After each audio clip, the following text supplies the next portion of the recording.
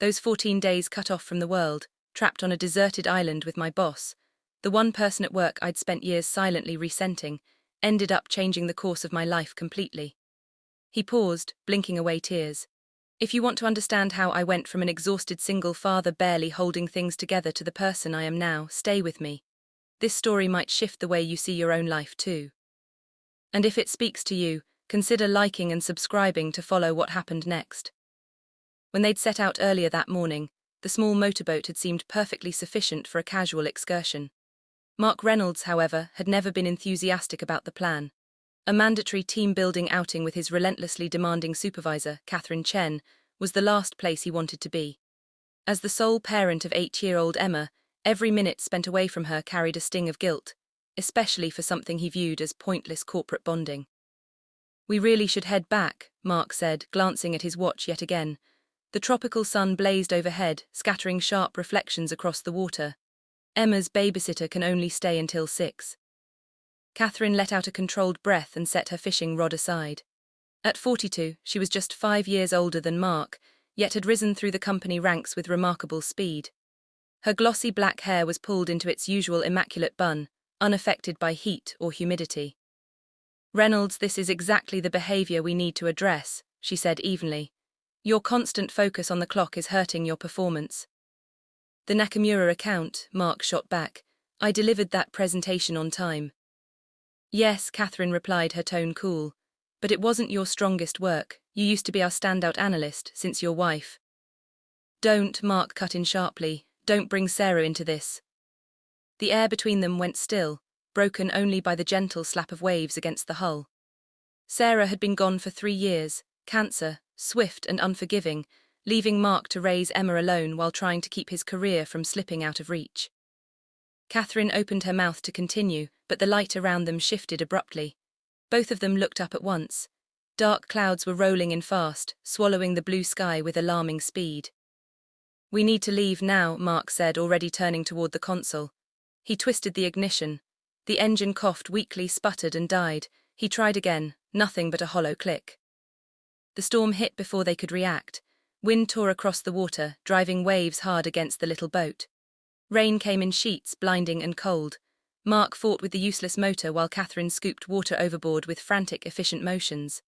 Their argument vanished, replaced by raw survival instinct. Then a massive wall of water rose beside them. The impact was instant. The boat flipped, throwing them into the churning sea. As Mark plunged beneath the surface, his last clear thought was of Emma, her small face turned up toward him. He surfaced into chaos, swallowed salt water, and then darkness took him.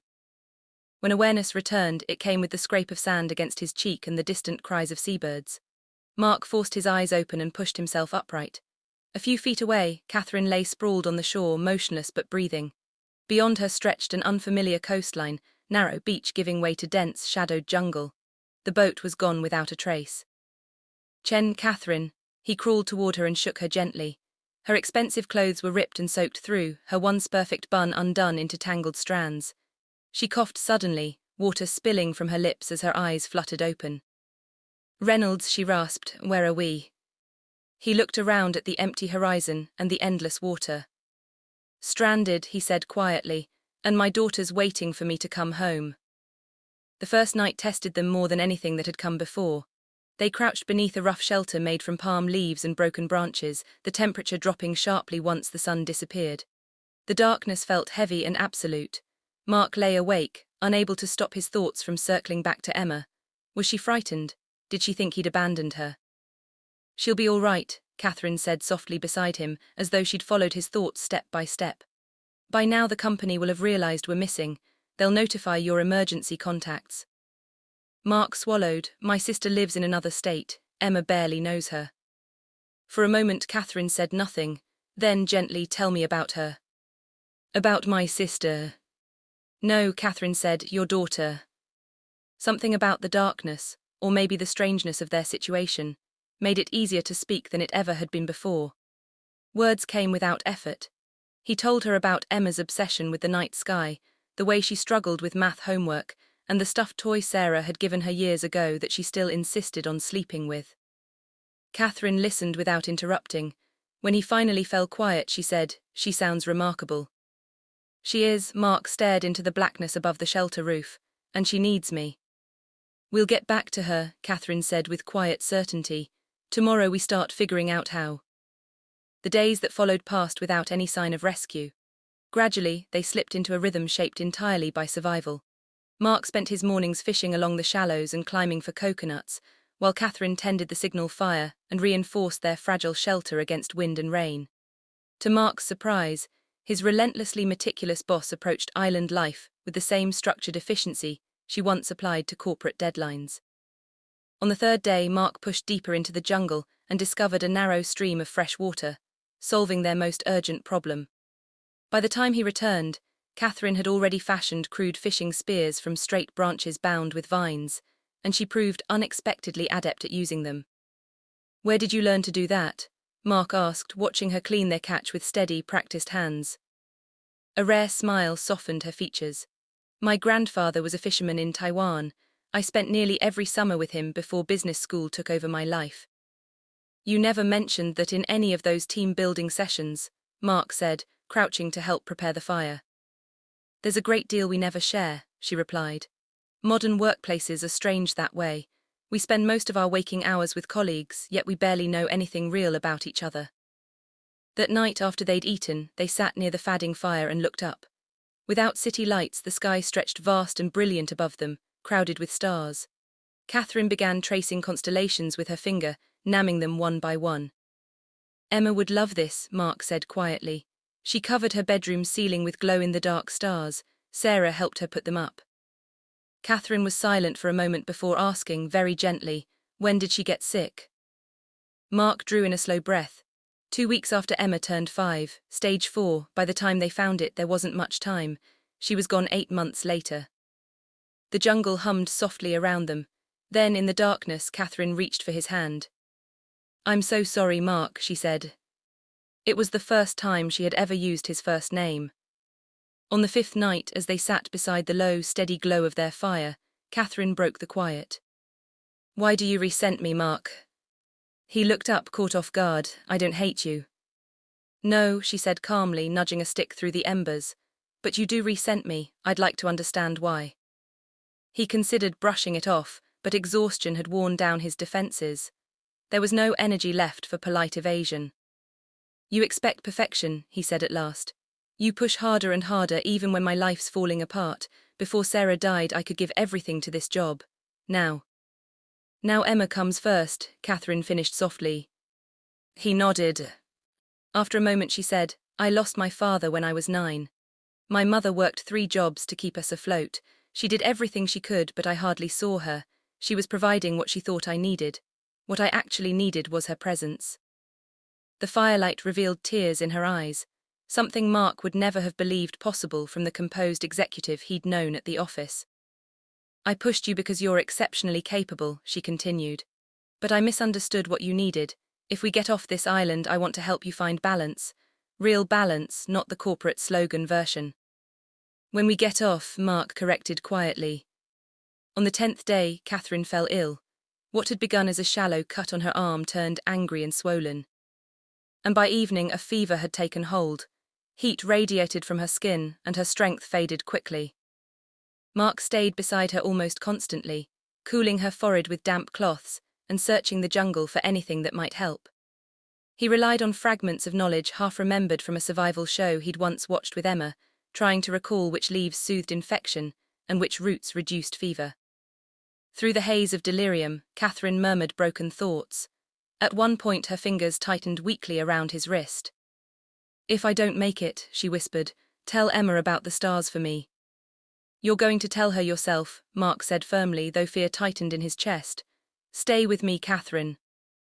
The night dragged on, heavy with worry. Mark barely slept, tending the fire and checking her breathing again and again. For the first time since Sarah's funeral, he found himself praying, quiet, desperate words carried into the darkness.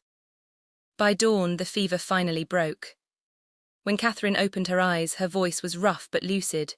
"You look terrible," she murmured. Relief flooded him. "You're welcome," he said, managing a tired smile. On the 14th day, a distant hum cut through the jungle air. Mark's heart leapt. he spotted the shadow of a search plane sweeping over the horizon. Moments later, rescue boats arrived, their engines roaring against the calm of the island. Headlines soon followed. Executive and employee survived 2 weeks on deserted island. Medical checks, debriefings, and press conferences were arranged, but both politely declined, wanting time to process in private. Mark's reunion with Emma was everything he had imagined and more. She clung to him as if she might never let go, tears streaming down her cheeks, arms locked tightly around his neck. He could hardly breathe through the mixture of relief and joy. To his surprise, Catherine had accompanied him home. She waited quietly in the living room, giving father and daughter the space to reconnect. When Emma finally emerged, shy but curious, Catherine knelt to meet her gaze. "Hello, Emma, I'm Catherine. I've heard so much about you." Emma studied her solemnly for a moment. "Dad said you helped him survive." Catherine smiled, warmth softening her usually controlled features. "We helped each other," she said gently. In the weeks after their rescue, Catherine began keeping the promises she had made on the island. She restructured Mark's work schedule, allowing flexible hours and remote work so he could be present for Emma. More than that, she became a constant, supportive presence in their home, bringing astronomy books for Emma, sharing quiet conversations with Mark, and slowly building a friendship neither had anticipated. 3 months later, Catherine stepped down from her role as department head, taking a lateral position that removed her from Mark's direct line of reporting. "You didn't have to do that," he said quietly when she told him. "Yes," she replied, "I did for both of us." 6 months after their ordeal, Catherine approached Mark with a question that changed everything. She asked if she could become a more permanent part of their lives, not as a boss, not just a friend, but family. Mark took her hand without hesitation. "Emma and I would like that very much," he said. Catherine admitted with a nervous smile, "I've never done this before, being part of a family. I might not be very good at it." "Neither was I at first," Mark said, squeezing her hand, "but Emma is patient." Years passed, and life settled into a new rhythm. Together, they built a blended family, welcoming a son into their home while continuing to nurture Emma. Catherine and Mark dedicated themselves to helping other single parents strike a balance between work and family, drawing on everything they had learned from their island ordeal. The story of their survival became something of a legend at their company. New employees whispered about the island miracle during orientation, though the details often grew more dramatic with every retelling. Decades later, they returned to the island with their grown children, Emma, now pursuing a PhD in marine conservation, and Daniel, thoughtful and curious at 15. The familiar shoreline, the jungle, and the small cove brought back memories both harrowing and transformative. Mark watched Emma kneel by a tide pool, marveling at the tiny ecosystem. "Sometimes life has to wreck us," he said quietly, "so we can rebuild differently." Catherine leaned her head against his shoulder. "I used to think success meant corner offices and titles. Now I see it looks like this," she said, watching Emma's excitement and the joy in their children's faces. That evening, as the sun dipped behind the horizon, Mark and Catherine sat on the porch swing of their beach bungalow, watching the gentle waves and listening to the laughter of their grandchildren. Catherine rested her head on his shoulder. "It amazes me," she said, "that I had to be completely lost to find my way." Mark smiled.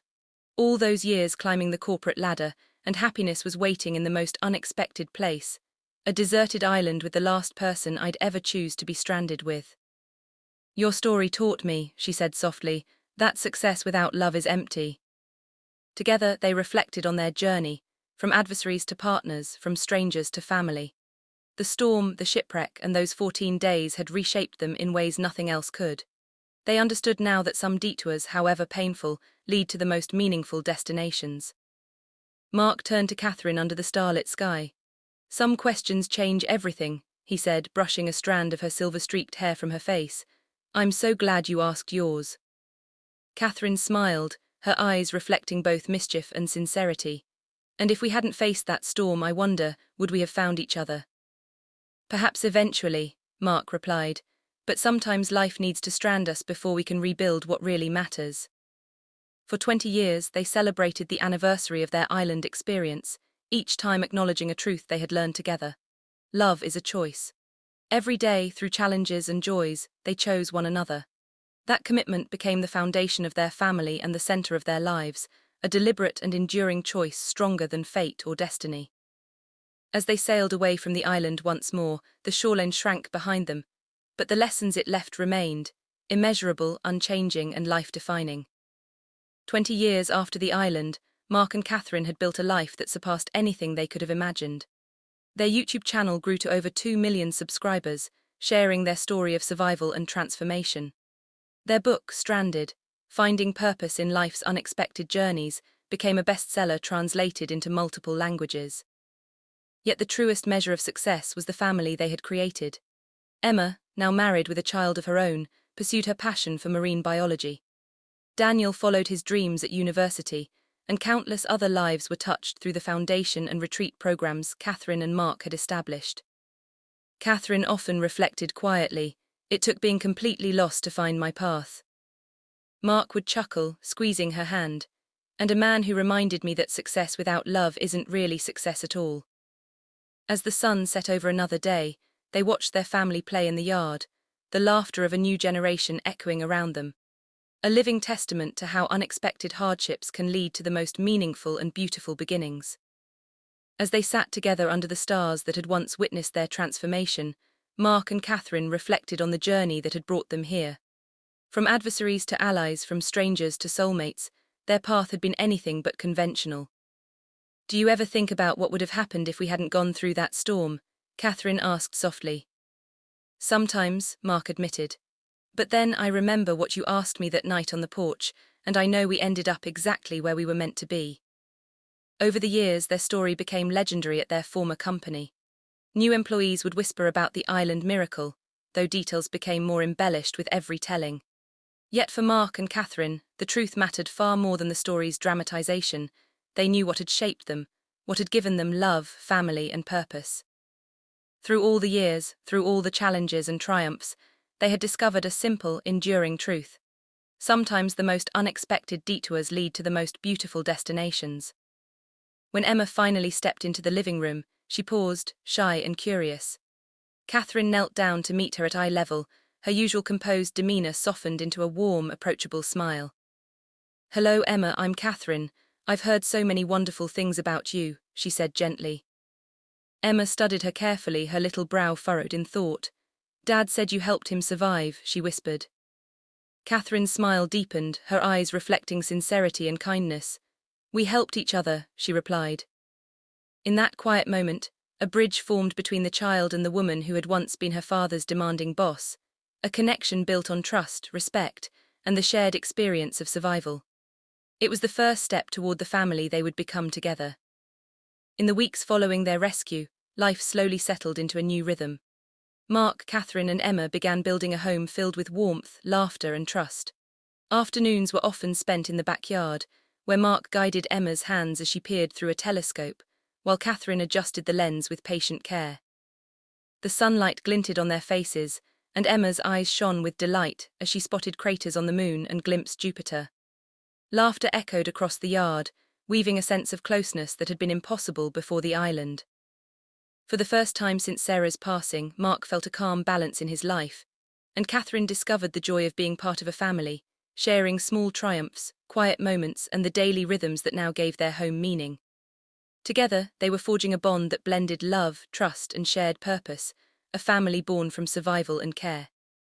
One evening, the backyard was quiet except for the rustle of leaves and the distant chirping of birds.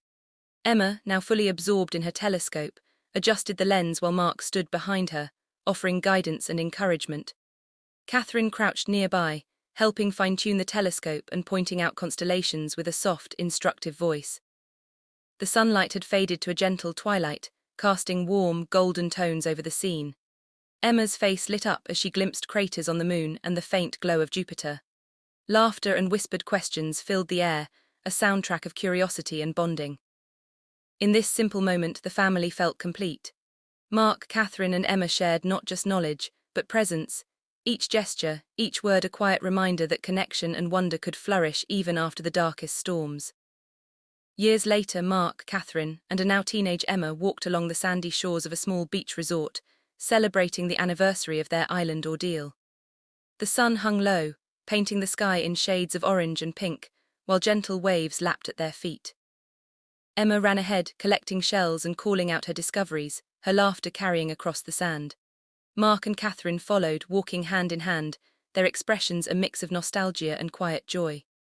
The familiarity of the shoreline brought memories of struggle and survival, but also of transformation and resilience. For them, the resort beach was more than a vacation spot. It was a reminder of the journey they had endured together, the challenges they had overcome, and the family they had built from the wreckage of their past. Every step along the sand felt like a celebration of life, love, and the bonds that had formed in the unlikeliest of circumstances. On a quiet stretch of beach, Mark, Catherine, and their children, Emma and Daniel, prepared a small metal time capsule. Catherine carefully placed it beneath a distinctive palm tree, while Daniel watched with wide-eyed curiosity, eager to be part of the ritual. Mark added a few personal items, including notes, small supplies, and reminders of their journey, while Catherine whispered encouragements, explaining that the capsule was meant for anyone who might one day find it. The golden sunlight bathed them in warmth, highlighting the careful expressions on their faces. It was a small but meaningful act, a tangible way to leave a legacy and share the lessons of resilience, survival, and family. Even in this simple moment, the family felt the depth of connection that had grown from their shared experiences, the triumphs and the hardships, and the enduring bond that held them together. Years later, Mark, Catherine, Emma, Daniel, and a toddler grandchild gathered on the same beach, watching the waves and feeling the breeze. Emma, now grown, knelt at a tide pool, marveling at the tiny ecosystem within, while Daniel captured the scene on his camera, eager to document every detail. Catherine and Mark stood close together, their hands intertwined, reflecting on the journey that had brought them here. The laughter of the next generation echoed across the sand, a living reminder of the family and legacy they had built. "This place gave me a mother when I thought I'd grow up without one," Emma said quietly, her voice steady with emotion.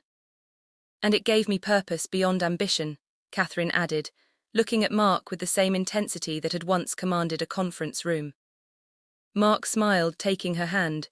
"It gave me a second chance at happiness."